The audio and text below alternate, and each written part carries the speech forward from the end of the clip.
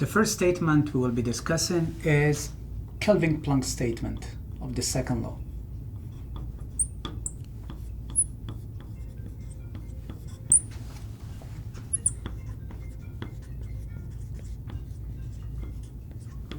Of the second law.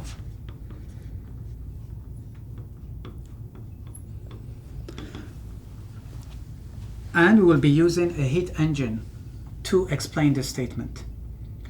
Before this, let's have a look at this piston cylinder assembly. And this will allow us to understand something fundamental regarding heat engines.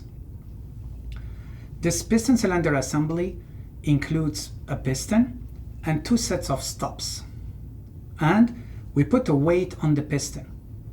And the game is to move the piston up and therefore to lift the weight. The temperature of our gas inside the piston cylinder assembly is 30 degrees C for the moment. If we want the piston to move up, we have to put the system in contact with the reservoir at a much higher temperature. So let's assume we put it in contact with a reservoir at 100 degrees C.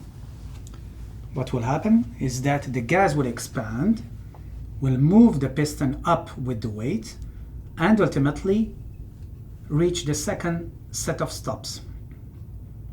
Now what we want to do is that we will take out the weight, but we want to continue doing this, so we have other weights to lift.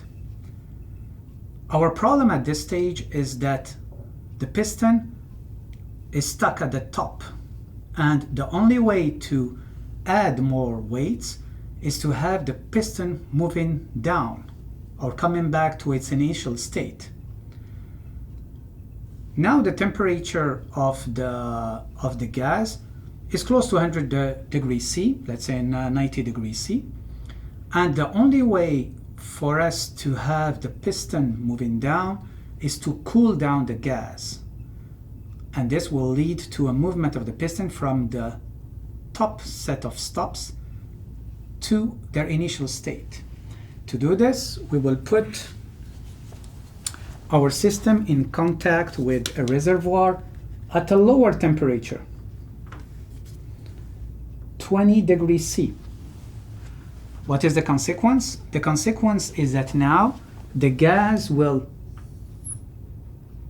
reject heat, a Q out,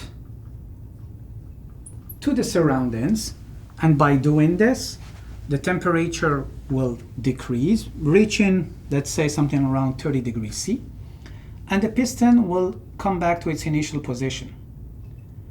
And now if we want to continue, we just have to put the system in contact with the reservoir 100 degrees C, then 20, and so on, okay?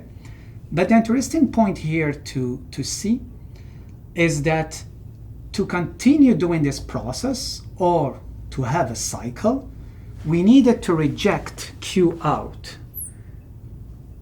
We need to reject heat or to pay a tax to the surroundings in terms of heat to continue doing this process. So the only way for us to do this cycle is to reject heat. We cannot redo this 100 or whatever, 100 times or whatever, without each time rejecting a certain Q out. The analogy I will be given is that when I was a kid, with my friends actually, we liked to play in elevators, okay? So, and the only way to keep playing is that when you reach the top floor, so you had to go down. Okay, you cannot stay there, okay? So you had to go down, reject heat, in order for you to continue the game,